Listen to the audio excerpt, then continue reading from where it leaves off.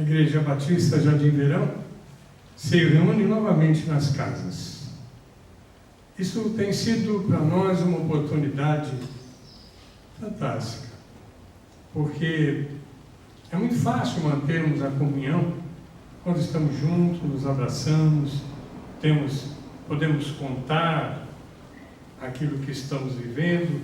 Isso nos faz bem, nos alegra, e nós sentimos então bem de perto. Mas é interessante que Deus está nos fazendo sentir uma comunhão à distância. Estamos juntos, apesar de que não estamos no mesmo lugar, no templo. O templo é significativo. Eu tenho um amor muito grande pelo templo do Senhor. Poderia estar gravando de um outro lugar, mas na verdade nós queremos que a casa do Senhor esteja presente, e o templo é representativo da presença do Senhor. Antes de nós orarmos para iniciarmos a mensagem desta noite, eu queria lembrar à igreja que no próximo domingo o calendário cristão celebra a Páscoa. E normalmente nesse dia nós celebramos a ceia do Senhor. E nós vamos fazer isso mesmo à distância. Eu vou ter aqui a minha mão, o cálice, o pão, e cada um deve ter na sua casa. Eu até sugiro que ao chefe da casa providencie. No momento em que nós distribuirmos o pão, o chefe da casa trará para toda a sua casa o pão, o cálice. Nós temos a ministração, e então, naquele momento solene, porque a ceia do Senhor é um momento solene, então nós participaremos juntos do pão e do cálice. Vamos orar então, entregando ao Senhor esse momento de culto, porque o culto é vivido na presença do Senhor. E o Senhor conhece o nosso coração. Ele quer ver um coração ardente por Ele. Ele quer ver um coração esperando dele a sua manifestação. Além do pastor, além de tudo que possa acontecer, Deus está interessado em se comunicar. E vamos orar para que isso seja uma realidade nas nossas vidas. Senhor, nós sabemos que estamos diante do Teu trono de graça. E nós te pedimos, ó Pai, que o Senhor nos dirija em tudo, para que possamos cumprir aquilo que Jesus pediu ao Senhor na oração sacerdotal. Que nós sejamos um nele, como Ele é em Ti, e então seremos apenas um. O corpo de Cristo está estabelecido em todo lugar onde a Tua palavra estiver chegando. Nos dirige em tudo. Eu oro e agradeço por isso, em nome de Jesus. Amém. Nosso tema de hoje é exemplo de vida. E eu vou usar, para tanto, um texto que está no Evangelho de João, capítulo 13. Nós vamos ler os versículos de 1 a 17. Onde nós lemos assim: Ora, antes da festa da Páscoa, sabendo Jesus que já era chegada a sua hora de passar deste mundo para o Pai, como havia amado os seus que estavam no mundo, amou-os até o fim. E acabada a ceia, tendo o diabo posto no coração de Judas Iscariotes, filho de Simão, que o traísse, Jesus, sabendo que o Pai tinha depositado nas suas mãos todas as coisas, e que havia saído de Deus e ia para Deus, levantou-se da ceia, tirou as vestes e, tomando uma toalha, cingiu-se. Depois deitou água numa bacia e começou a lavar os pés aos discípulos e enxugar-os com a toalha que estava cingida. Aproximou-se, pois, de Simão Pedro, que lhe disse: Senhor, tu lavas-me os pés a mim? Respondeu Jesus e disse-lhe: O que eu faço não sabes tu agora, mas tu saberás depois. Disse-lhe Pedro: Nunca me lavarás os pés. Respondeu-lhe Jesus: Se eu te não lavar os pés, não tens parte comigo. Disse-lhe Simão Pedro: Senhor, não só os meus pés, mas também as mãos e a cabeça. Disse-lhe Jesus: aquele que está lavado não necessita de lavar senão os pés, pois do mais todo está limpo. Ora, vós estáis limpo, mas não todos.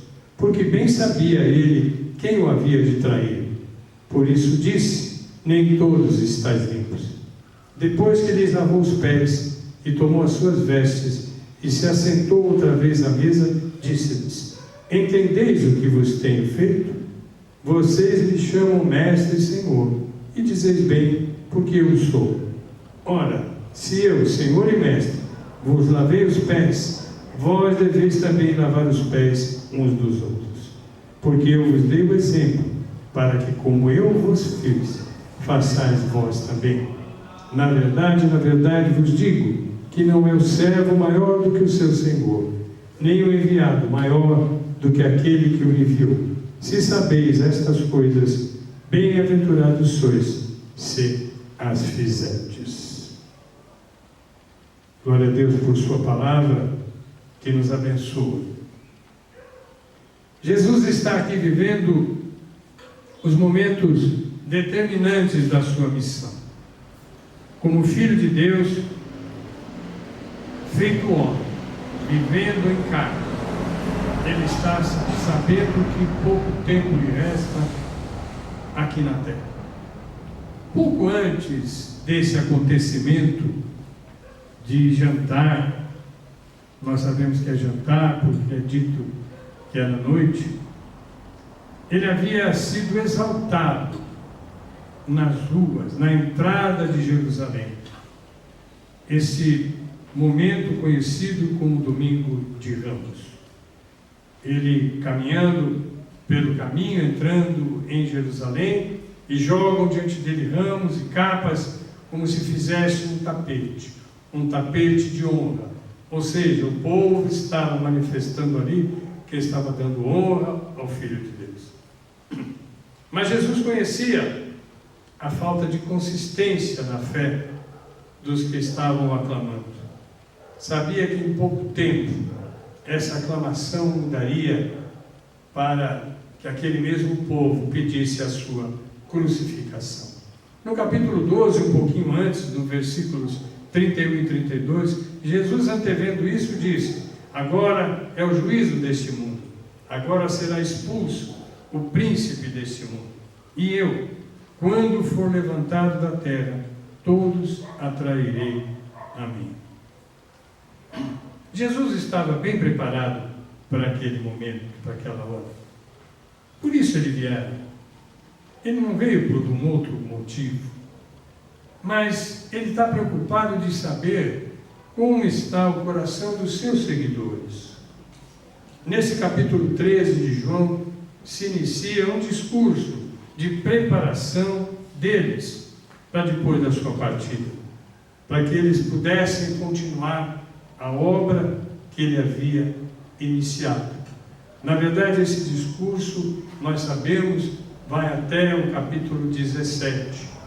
Mas também nós podemos ter a certeza de que esses cuidados de Jesus Cristo chegam até nós. Aquilo que vou falar nessa noite, me reportando ao acontecimento, Jesus e seus discípulos, e uma preparação naquele momento, é a mesma preparação que ele faz conosco, seu povo.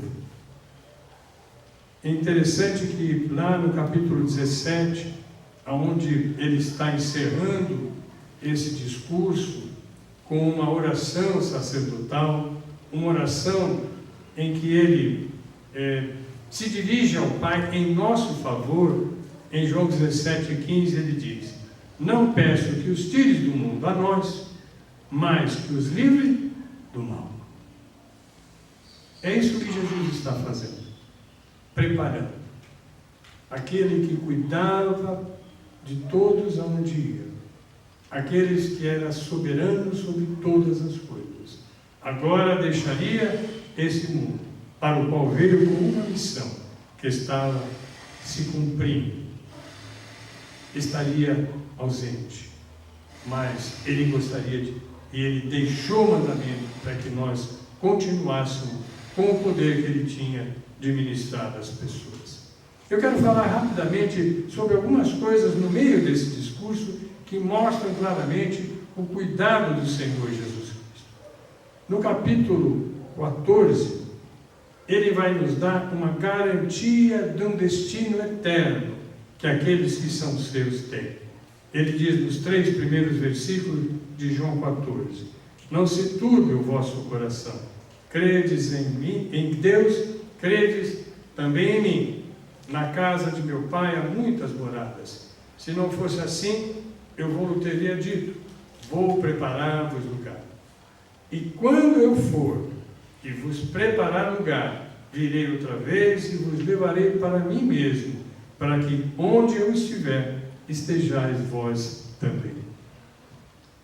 No mesmo capítulo, ele promete um outro consolador. Olha que coisa interessante.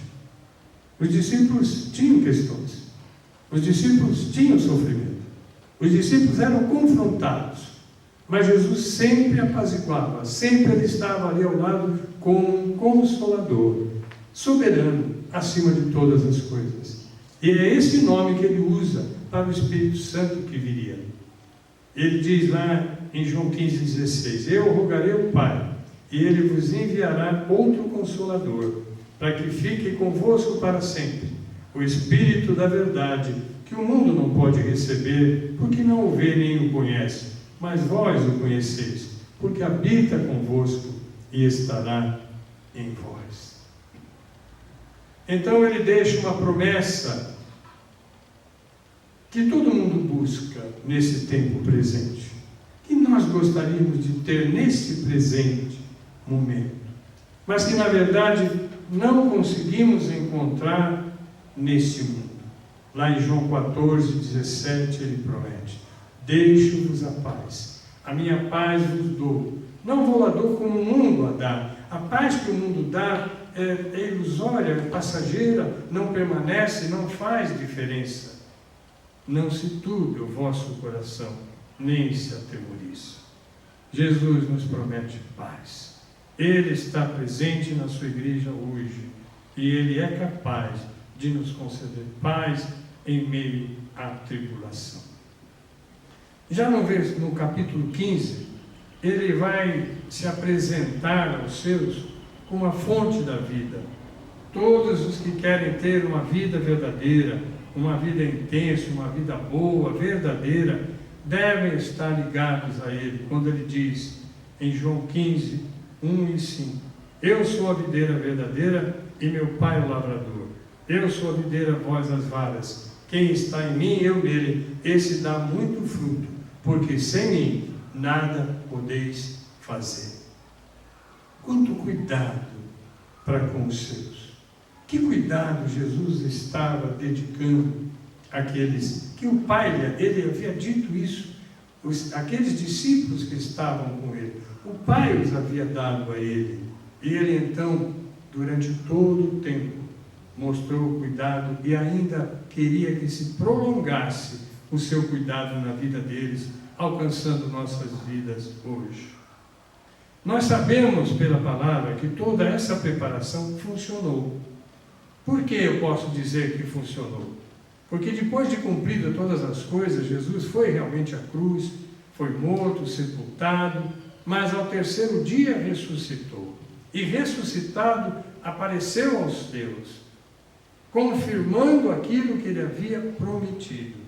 E nós vemos a palavra de Deus dizendo que os discípulos, vendo ele ser assunto aos céus, voltaram felizes, regozijando a Jerusalém. Ou seja, a sua paz estava com os seus discípulos, eles tinham consciência de que o poder de Deus estava com eles. Vamos voltar então a João 13, porque nos interessa ver que estas promessas se realizam de acordo com um padrão, de acordo com algo que nós também precisamos demonstrar. João 13 vai nos ensinar a maneira como seus discípulos, como nós devemos viver para que todas estas promessas acontecessem em suas vidas. Eu quero começar no primeiro versículo apenas. Ora, Antes da festa da Páscoa, sabendo Jesus que já era chegada a sua hora de passar desse mundo para o Pai, como havia amado os seus que estavam no mundo, amou-os até o fim. Eu acho esse versículo tremendo, um dos mais tremendos de toda a palavra de Deus. Olha o que ele afirma. Ele afirma que Jesus, mesmo sabendo que ia passar por traição, que ia passar pela trajetória da cruz, de receber desprezo, escárnio, passando a dor de ser pregado naquela cruz, em nenhum momento deixou de nos amar. Eu quero avançar um pouco mais, porque nós vamos ver Judas ali na mesa e ele lavando os seus pés. Nós sabemos também que ele amou os seus executores, aqueles homens que o penduraram na cruz. Jesus se referiu ao Pai a respeito deles, dizendo: Pai, não imputes a ele esse pecado. Eles não sabem o que estão fazendo. Então, ali mesmo, naquele momento, Jesus ainda demonstrava que continuava amando. O amor dele não se interrompeu em nenhum momento. Em todo o tempo, Jesus foi movido por amor àqueles que ele quer trazer para si. O apóstolo João, em seu evangelho, está afirmando que o primeiro e mais importante caminho que Jesus nos estava ensinando era o amor. E então, para nós nessa noite, é o amor o primeiro caminho, o caminho definitivo, ao qual nós devemos nos apegar para podermos ser de Jesus, andarmos com Ele e vermos as coisas do Senhor se realizando na nossa vida. Mas eu quero afirmar como é difícil para nós amar como Jesus amou. Como é difícil amar como o Senhor amou. Ele nos pede amor nesse tempo presente. Essa semana recebemos a notícia de um sobrinho nosso que adquiriu o coronavírus como médico, salvando vidas. É difícil, irmão, receber alguém, tratar de alguém com um mal desse tipo, transmissível, correndo risco. Mas é isso que Jesus nos ensinou a fazer. Amar correndo riscos. Mas ele não indica apenas uma opção.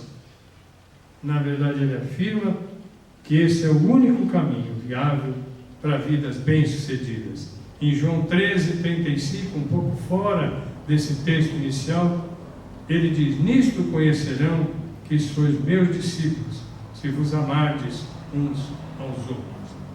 Jesus não deixou nada vá.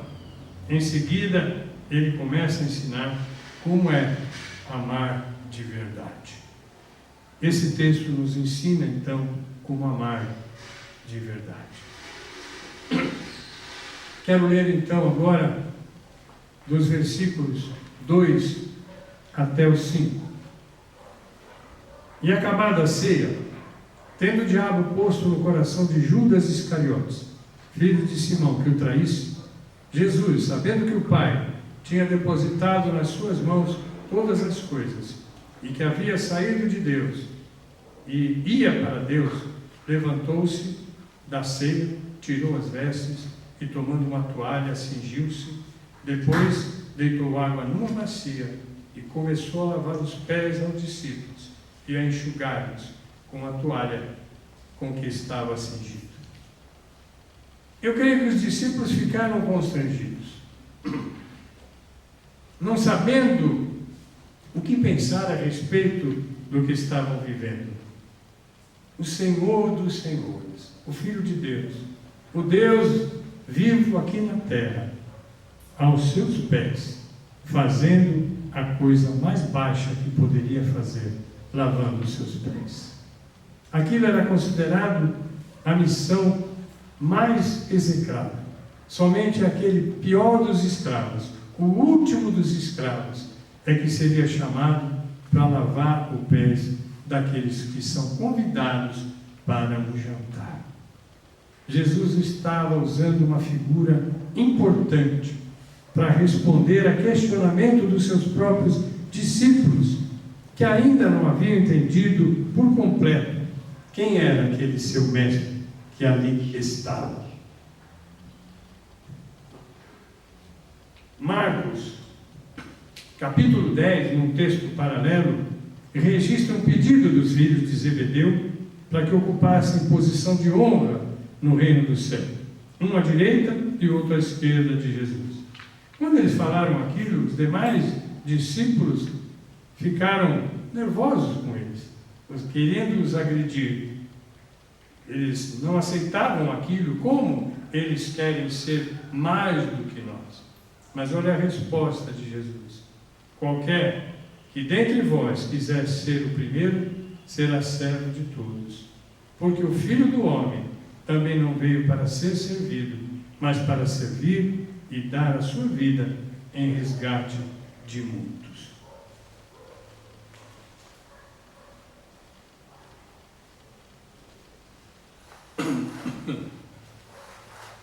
De certo, os discípulos, naquele momento, se lembravam daquele episódio. Os versículos 6 e 7 continua Jesus nos ensinando. Aproximou-se, pois, de Simão Pedro, que lhe disse: Senhor, tu lava-me os pés a mim? Respondeu Jesus e disse: o que eu faço não o sabes tu agora, mas tu o saberás depois. Pedro, que seria preparado para liderar um corpo, ainda não compreendia por inteiro o que Jesus estava fazendo. Que tipo de liderança era essa? Que liderança era essa em que o líder maior se dobra diante daqueles que são liderados? A resposta de Jesus veio a seguir. Aliás, Pedro ainda vai dizendo: Pedro, nunca me lavarás os pés. Respondeu-lhe Jesus: se eu não te lavar, não tens parte comigo. Disse-lhe Simão Pedro: Senhor, não só os meus pés, mas também as mãos e a cabeça. Ou seja, Pedro, quando vem a palavra de Jesus Cristo, de ter parte com ele, aquilo interessava a Pedro. Ele queria ter a maior parte possível com o Senhor. Queria que ele estivesse por inteiro na sua vida. Uma pessoa não pode ter parte com Jesus, a menos que o Cordeiro de Deus tenha tirado o pecado dele, ou seja, tenha lavado essas pessoas. Este é o significado que Jesus estava lhe dizendo. Breve viria a Páscoa, e Jesus teria uma outra refeição muito especial com eles. Apresentaria seu pão, seu corpo como pão e sangue, instituindo uma nova Páscoa, a ceia do Senhor. O livramento que a ceia anuncia é da morte eterna, do destino de todos que morrem sem Jesus. Versículos 10 e 11. Disse-lhe Jesus: aquele que está lavado não necessita de lavar senão os pés. No mais, todo está limpo. Ora, vós estáis limpos, mas não todos, porque bem sabia ele quem o havia de trair. Por isso disse: nem todos estáis limpos.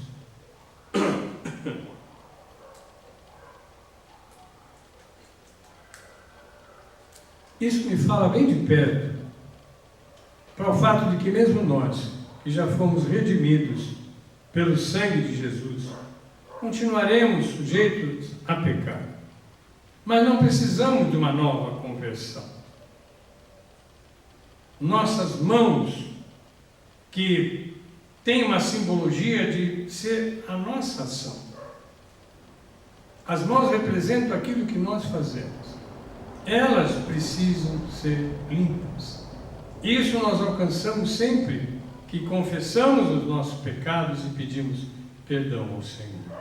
Aquele que já alcançou o perdão não se tornou ainda perfeito. Com certeza, ainda haverão muitas coisas para acontecer. E somente quando Jesus voltar e nos levar completamente para si, estaremos isentos disso. Mas isso não deve nos atemorizar. Os nossos erros são para ser corrigidos, sim, mas através do perdão que vem através do Senhor Jesus Cristo. Na sequência, Jesus então complementa a sua ação. Depois que ele lavou os pés e tomou as suas vestes e se assentou outra vez à mesa, disse-lhes: entendeis vós o que vos tenho feito? Vós me chamai mestre e Senhor, e dizeis bem, porque eu sou. Ora, se eu, sendo Senhor e mestre, vos lavei os pés, vós deveis também lavar os pés uns dos outros. Porque eu vos dei o exemplo, para que, como eu vos fiz, façais vós também. Na verdade vos digo que não é o servo maior do que o seu Senhor, mas nem o enviado maior do que aquele que o enviou. Se sabeis estas coisas, bem-aventurados sois, se as fizerdes. Irmãos, a pergunta de Jesus está voltada agora a todos aqueles que nos assistem. Entendeis o que Jesus está ensinando? Ele ali perguntou: entendeis o que eu estou fazendo? Ele estava fazendo para ensino daqueles que estavam com ele.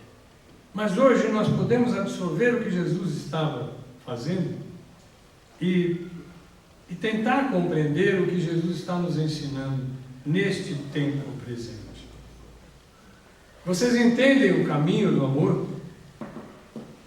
Nós vivemos em meio a uma sociedade egoísta, que só se importa com o seu próprio eu, quando muito se importa com a sua própria família. Às vezes ainda temos que elogiar alguém que se importa com ele e com a sua família.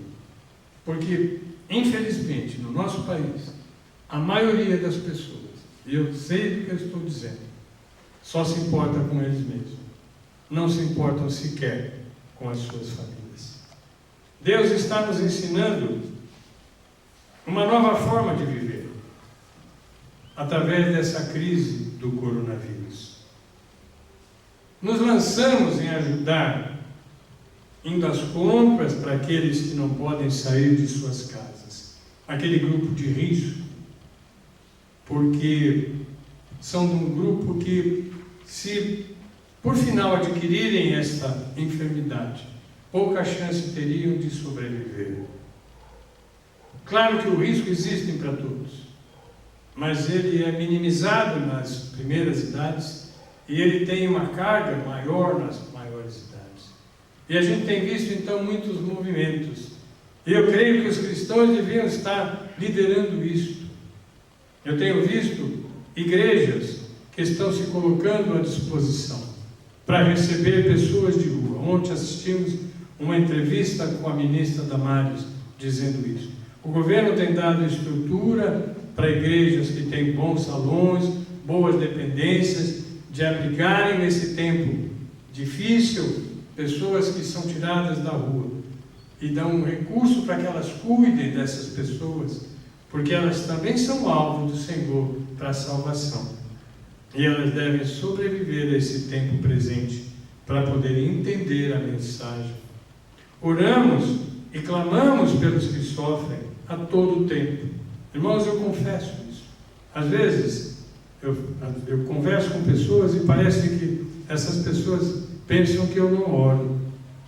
Mas a minha oração é o tempo todo. Eu não consigo, nesse tempo, sobretudo, me desvencilhar desse momento de busca de Deus, de levar a Deus cada observação, cada fato que chega, cada vida que eu lembro, e eu tenho relação de toda a membresia da igreja. Eu tenho, inclusive, na minha casa guardado famílias que simplesmente passaram por aqui. Nós estamos nesse tempo. Estamos orando o tempo todo, quando na prática, no dia a dia, no costume, somos capazes de passar sem lembrar do Senhor uma semana inteira. Esquecemos de buscar a Deus na sua palavra e na oração durante toda uma semana. Mas agora é urgente orarmos. Agora é urgente intercedermos. Agora nós queremos a presença de Deus a cada tempo, a cada momento. Jesus está nos ensinando o significado de amar. Amor é muito mais que uma paixão. Porque é muito fácil amarmos uma pessoa quando a paixão toma conta da nossa vida. Aquele momento de sentimento de grande paixão. Amar é uma atitude, é uma decisão. É uma decisão dentro de nós que diz: eu não tenho tempo para odiar. Eu tenho que interpretar as ofensas, eu tenho que interpretar aquelas palavras duras que haveis contra mim, de falta de compreensão, de não entender, às vezes, até os nossos gestos de benevolência, de amor, e de atribuírem algum interesse. Eu vivi isso na política. Tentei fazer uma política lá atrás boa, mas sempre que buscava uma ação, quase sempre eu era questionado. Você vai ser candidato a quê? As pessoas diziam, porque estavam sendo buscadas em alguma necessidade que elas tinham. Vocês estão entendendo o que eu quero dizer? É uma atitude, seja o que for que vier. Você ama uma pessoa e essa pessoa é grossa com você. Ela não te trata de acordo como deveria. Então você a exclui, mas Jesus está dizendo: ame. Ele mandou amar os nossos inimigos. Então isso é uma atitude. É algo que nós devemos saber. Se o meu mestre fez isso, se ele lavou os pés aos seus discípulos, se ele se humilhou perante eles, o Rei dos Reis, o Senhor dos Senhores, aquele que tinha domínio sobre todas as coisas, se humilhou, por que eu não devo me humilhar? Quem recebe a Cristo é seu representante aqui na terra. Somos chamados a mostrar um novo tempo à humanidade. Por isso, não podemos esquecer do que Jesus falou em João 5,5. Sem mim, nada podeis fazer. Irmão, sabe o que é nada? É nada. Porque por nós mesmos, quantos projetos já fizemos? Quantas coisas nós desejamos fazer e que não deram em nada? Será que é só comigo que aconteceu isso? Quando eu busquei coisas sem antes buscar ao Senhor, sem saber se era de interesse do meu Senhor, e há tanta frustração, mas com o Senhor Jesus Cristo sempre seremos recompensados. Dediquemos tempo a buscar o Senhor, e Ele nos abrirá caminhos para realizar o amor em nossas vidas. Esse amor que vem dele. É tempo de crescermos na palavra de Deus. Eu tenho muitos livros em casa, eu sou atraído por alguns deles que são temas muito importantes. Mas querem saber uma coisa? Eu resolvi deixar eles um pouquinho de lado. Estou me aplicando à leitura e à compreensão da palavra de Deus. Eu não encontro algo melhor. Não há sabedoria nesse mundo que possa me trazer mais perto de Deus do que a sua palavra.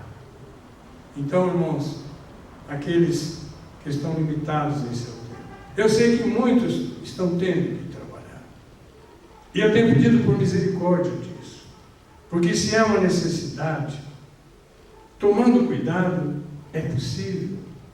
É cruel nós fecharmos as portas para aqueles que não têm nada nas suas prateleiras, que não têm como sobreviver. Então, se nós pudermos auxiliá-los, e nós temos nos preparado como igreja para auxiliar aqueles do nosso povo que necessitam, mas devemos sempre orar por essas pessoas, e que o Senhor nos abençoe sempre. Que a igreja brasileira seja utilizada na vitória que virá sobre mais essa coisa que tem assolado a nossa terra. Vamos orar. Senhor, nós te agradecemos pelo teu grande amor, pelo teu cuidado. Quando nós lemos estas palavras e vemos o cuidado que Jesus teve, pertinho já da cruz, sentindo já no seu corpo as dores na alma, sabendo que teria que se vestir do pecado, ele que nunca teve pecado, teria que vestir em si o pecado para ser levado à cruz. No entanto, em todos esses momentos, Ele não deixou de nos amar e de preparar um caminho para nós. Ó Senhor, nós queremos declarar nesta noite que nós conhecemos esse caminho, que nós queremos andar nesse caminho. Nos ajuda, Senhor Deus, a fazermos a Tua vontade, porque nós sabemos que fazendo a Tua vontade, o Teu poder estará sobre as nossas vidas. Nós oramos por isso e agradecemos. Em nome de Jesus. Amém.